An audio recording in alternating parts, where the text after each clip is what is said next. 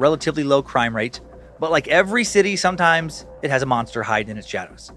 And sadistic, even for serial killers. Both used a variety of weapons. For Kürten, it was deliberate so he could confuse the police.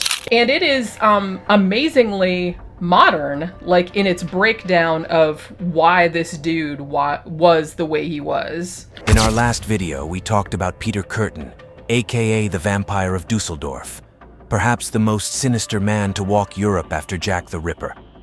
So, how did the story of this real-life monster reach its end? When we last left him, having committed a slew of slayings, Kürten had managed to find a wife in 1923 and even a few mistresses. To the outside world, Kürten was the loving husband who, with his dapper appearance, often accompanied his wife to work and picked her up again. Nobody suspected that Kürten could be a psychotic criminal who had multiple coerced affairs outside his marriage. These so-called mistresses would go on to sue him in court for marriage fraud, coerced breeding, and faked papers. He was imprisoned for 8 months, after which he resumed his attacks on Year of discovery. For this purpose, I have even left Dusseldorf and gone to other towns. Then on the eve of his 30th birthday, he gets back to murdering. On May 25th, 1913, Peter Kürten kills a 9-year-old. I find it interesting that when he starts killing again, he kills a child the same age or roughly the same age as the 2 boys he supposedly drowned when he was 9. The unfortunate child's name was Christine Klein, and she was... Or at least they've known in modern times that a serial arsonist will be there in the crowd watching the fire. Yep. And, they tell firemen to, keep track of who's there. Look for the weirdo that looks a little too happy about it. Yeah, and if you're spotted more than once at fires, you're going to be a fucking suspect. Victims survived. Kürten would commit another homicide on September 30. The victim was a 31-year-old woman. Kürten assaulted her, then killed her with a hammer. So again, he switched weapons. On October 11, he would do the same thing to a 22-year-old woman. 2 weeks later, he would attack 2 more women. Both of them would survive. On November 7, Kürten murdered a 5-year-old girl by stabbing her with a pair of scissors. Between February and May of 1930, Kürten attacked 10 more victims. They would all survive. Women, coercive breeding, and arson, 1929. February to November would be his most lethal period, as Peter Kürten would go on to slay 8 victims. On the evening of February 2nd, 1929, at approximately 9 p.m., Peter Kürten attacked Apollonia Kuhn on Berthastrasse in Dusseldorf, repeatedly knifing her with a pair of scissors. Believing he had fatally wounded her, he fled the scene, but returned briefly when he thought the woman had succumbed to her injuries. Days later, he revisited the site and engaged in conversation with Miss Werner and her daughter about the crime. He later modified the scissors used in the attack, sharpening the broken tip that had lodged in the victim's head, and acquired a dagger. Initially, the mentally ill worker Johann Stausberg confessed to the crime, leading authorities to believe the case was resolved. However, following Kürten's arrest, his confession and the circumstantial evidence, including the modified scissors, proved his culpability in the attack. On the evening of February 9th, 1929, Peter Kürten left his residence in Flingern and encountered 9-year-old Rosa Ohlinger on Behrenstrasse around 6 p.m. Offering to escort her home, he instead led her to St. Vincent's Church, where he fatally knifing her multiple times with a pair of imperial scissors, with a picture of the royals on it. The secluded crime scene, obscured by a nearby construction site and lacking illumination, provided cover for his heinous act. After returning home to clean his tools and attire, Kürten attended a cinema screening with a complimentary ticket. The following morning, he revisited the scene to set the corpse ablaze. The mentally ill Johann Stausberg once again confessed to this slaying, letting Kürten off the hook. But Kürten would frequently revisit the site, using the construction area to conceal his lethal implements. In the inner part of the victim's underwear near her genitalia were 2 small bloodstains. Later, under microscopic examination, seminal fluid was found there. Peter later admitted to climaxing during the attack, but not in the girl's vagina. It's consensual and it's all above board, then that's not a paraphilia, it's a sexual preference. The minute that sadism crosses the line into the level of extreme behavior that needs to take place for you to get the thrill, and you can no longer find somebody who's willing to consent to being in. And a lack of empathy, From factor 2, he was impulsive, irresponsible, and committed a wide range of crimes. Kürten tortured animals and committed arson many times, 2 traits that are associated with psychopathy. Like many serial killers, he started with petty crime and moved his way up to serious offenses. Kürten was active during a time that predated the Diagnostic and Statistical Manual, the DSM, so he didn't receive any formal diagnosis from that manual. His behavior aligns with all 7 symptoms of antisocial personality disorder: repeated unlawful behaviors. In the ensuing years. After Rosa Ohlinger's slaying, Kürten frequented the area where Apollonia Kuhn was attacked, carrying the same clothes and imperial scissors.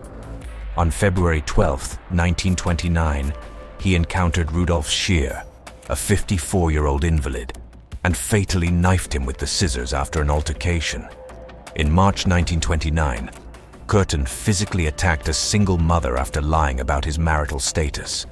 In July 1929, he approached women in the zoo district, but fled when recognized by his wife on one occasion. He also attempted to choke a woman during a fair outing in Hert, but was unsuccessful. On August 8, 1929, Kürten met Maria Hahn and arranged an excursion for August 11th. After a day trip, he lured her to a secluded meadow, where he strangled and knifed her with the scissors, drinking her blood, but later vomiting it. Returning home, he aroused his wife's suspicion with his bloody clothing but managed to explain it away. Fearing detection, he returned to the crime scene that evening, ensuring the body's location and burying it nearby. He revisited the gravesite often, initially to camouflage it, and later for self-gratification. On August 20th, 1929, Peter Kürten, armed with a dagger, targeted multiple women during a fair in Lierenfeld. He knifed 18-year-old Anna Goldhausen and 31-year-old Olga Mantel, who managed to escape with serious injuries. He also attacked 30-year-old Heinrich Kornblum near the fairgrounds. On August 24th, he brutally slayed 13-year-old Louise Lenzen and 5-year-old Gertrude Hamacher near a shot festival in Flehe, then physically attacked 26-year-old Gertrude Schulte on their way back from a fair in Neuss. On August 31st, he attacked domestic worker Caroline Herstras near Ostpark, but she managed to escape. Kürten's spree continued on September 29th when he slayed 31-year-old Ida Reuter near the Rhine Dam, and on October 11th, he fatally attacked 22-year-old Elizabeth Dorier near the Dussel. Despite his attempts to mislead authorities, Kürten's reign of terror ended when his involvement in the slayings was revealed, leading to the discovery of his victims' bodies. On December 7th, 1929, Kürten slayed a swan in the Hofgarten at night by cutting its neck. He then drank the animal's blood. He became known as the Dusseldorf Vampire for drinking the blood of his victims. He surrendered to police in 1931 and was convicted of 9 murders, although he confessed to many more. He was executed by guillotine on July 2nd, 1931. Today, his severed head can be found preserved at Ripley's Believe It or Not in Wisconsin Dells. Solitary confinement for various forms of insubordination. And Kürten explained that he deliberately broke minor prison rules as a means of guaranteeing that he would be sentenced to solitary confinement. Move on. I was like, that sounds fucking horrible, but, well, that's where they are. So let's talk instead about the first murder that we know Peter Kürten definitely did. And for that story, we have to hop on over to Cologne, 1913. To his behavior. Kürten's experiences in prison were unusual. He claimed that he was insubordinate for the purpose of being sent to solitary confinement, where he could indulge in destructive fantasies. There was something about being punished that helped him connect to those fantasies. So in addition to the sadism, there might have been some masochism as well. Kürten had fearless dominance. He was not afraid of anything. To him, punishment only brought more pleasure. Right before he was beheaded, he inquired. On February 23, 1930, Kürten met a young domestic worker with whom lustful affairs took place, in which he strangled the woman. When asked about it by the woman, he described the choking as a sign of love. A week later, Kürten met this woman again in his own apartment, but the two were then surprised by Kürten's wife, who had returned home early. On May 14, 1930, Peter Kürten encountered Maria Butlys at Dusseldorf Central Station and intervened when she was being followed by a pushy man. He then lured Butley's to his apartment under false pretenses before attempting to attack her.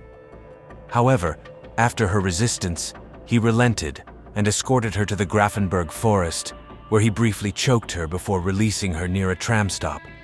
Butley's recounted the ordeal in a letter to her friend, which was mistakenly delivered to another family who alerted the police. These are but a handful of incidents and crimes committed by Peter. Some of his victims survived, many did not. Investigation and arrest. The investigation into Peter Kürten's slayings faced significant challenges, with his outward appearance and demeanor often deflecting suspicion. Despite multiple interactions with authorities and visits to crime scenes as he mingled with onlookers, and sometimes even contacted the investigating officers, he evaded detection. Conflicting descriptions from witnesses, along with the reasons, are partly that the mentally ill Johann Stausberg randomly confessed to being the perpetrator of various slayings in Dusseldorf, and the use of varied slay weapons initially hindered the realization that the crimes were connected. The failure to apprehend Kürten led to widespread fear and prompted the establishment of a special police commission. The breakthrough came when Maria Butley's mistakenly delivered letter-led police to a suspect address. With the police hot on his trail, Kürten confessed to his wife. Yes, I did everything," he said in a comprehensive confession that lasted around 2 hours. He rejected his shocked wife's suggestion that they take their own lives, together if necessary. Instead, he wanted to leave Dusseldorf and go into hiding. Eventually, his wife would mentally break down in police custody, forced to regurgitate her husband's crimes. He was arrested immediately. Finally, his reign of terror had come to an end. Auguste Kürten was very tormented by the betrayal of her husband. For this reason, she was temporarily housed in a mental hospital. She took a false name, divorced, and moved to Leipzig after the trial against her former husband. Ultimately, Peter Kürten would die an anonymous passing away in prison, where he felt insulted at being treated like any old criminal, where no one paid attention to his crimes until he was miserably put down.